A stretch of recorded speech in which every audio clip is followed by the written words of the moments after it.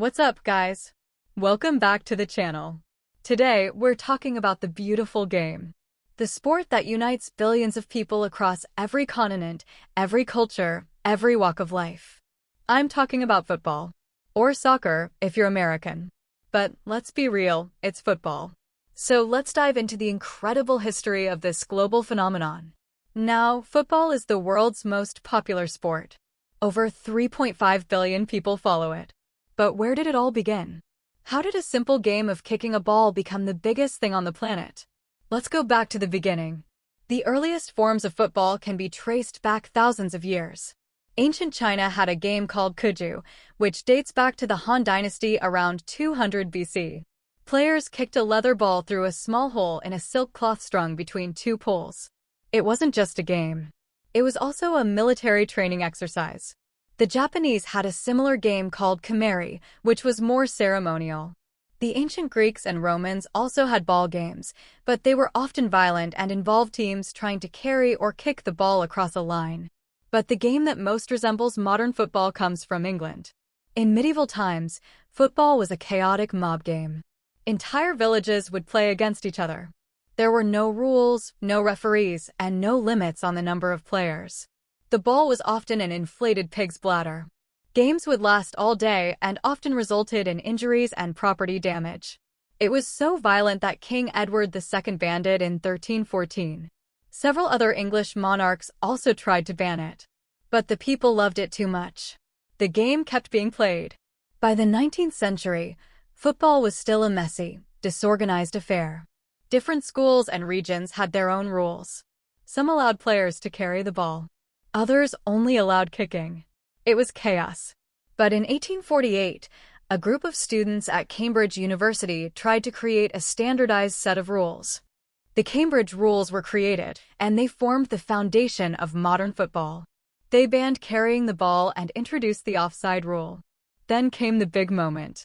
In 1863, the Football Association was formed in England. This is widely considered the birth of modern football. The FA established a single set of rules that all clubs had to follow.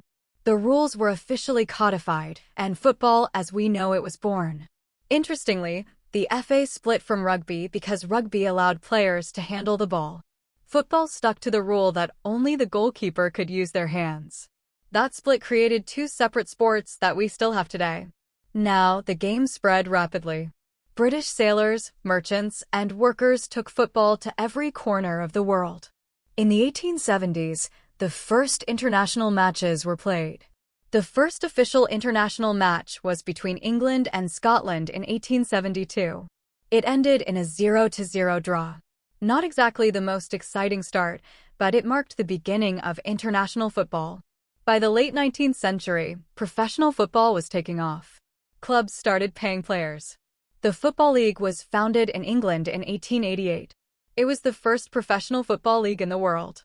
Teams like Preston North End, Aston Villa, and Everton became household names. The competition was fierce and the popularity of the sport skyrocketed. Meanwhile, the game was spreading like wildfire across Europe and South America. In 1904, the Fédération Internationale de Football Association, or FIFA, was founded in Paris. The goal was to organize international competitions and govern the sport globally. FIFA was founded by 7 European nations: France, Belgium, Denmark, the Netherlands, Spain, Sweden, and Switzerland. England, ironically, didn't join until a year later. Then came the first major tournament that would change everything: the FIFA World Cup. The first World Cup was held in Uruguay in 1930. Only 13 teams participated. Uruguay won the tournament, beating Argentina in the final. And, just like that, a global sporting tradition was born. Now, the World Cup quickly became the pinnacle of football. The 1950s and 60s saw the emergence of legends like Pelé. The Brazilian superstar is considered by many to be the greatest player ever. He won 3 World Cups in 1958, 1962, and 1970. Brazil became synonymous with beautiful, attacking football. They were the kings of the game. The 1970s gave us the Dutch, total football revolution, and Johan Cruyff.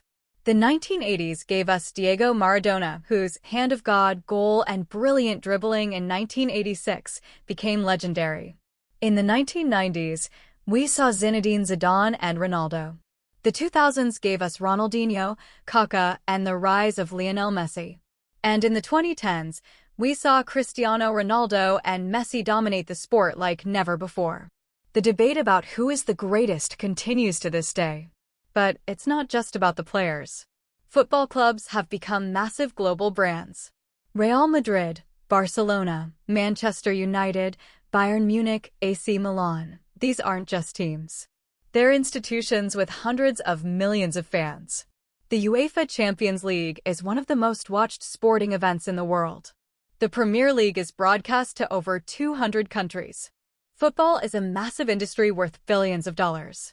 Today, football is more than just a sport. It's a cultural phenomenon. It brings people together. It creates communities. It gives hope to millions. When the World Cup comes around, the whole world stops. People from different nations, religions, and backgrounds unite to support their teams. It shows us the power of sport to break down barriers. So that's the story. From ancient China to a muddy English field to billion-dollar stadiums in every corner of the world. Football has come a long way, and it's still evolving. VR technology, goal line tech, and data analytics are changing the game. But one thing remains constant: the passion, the love, the beautiful game.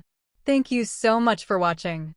If you enjoyed this, please hit that like button and subscribe for more content. Let me know in the comments, who do you think is the greatest player of all time? I read every single comment. I'll see you in the next one.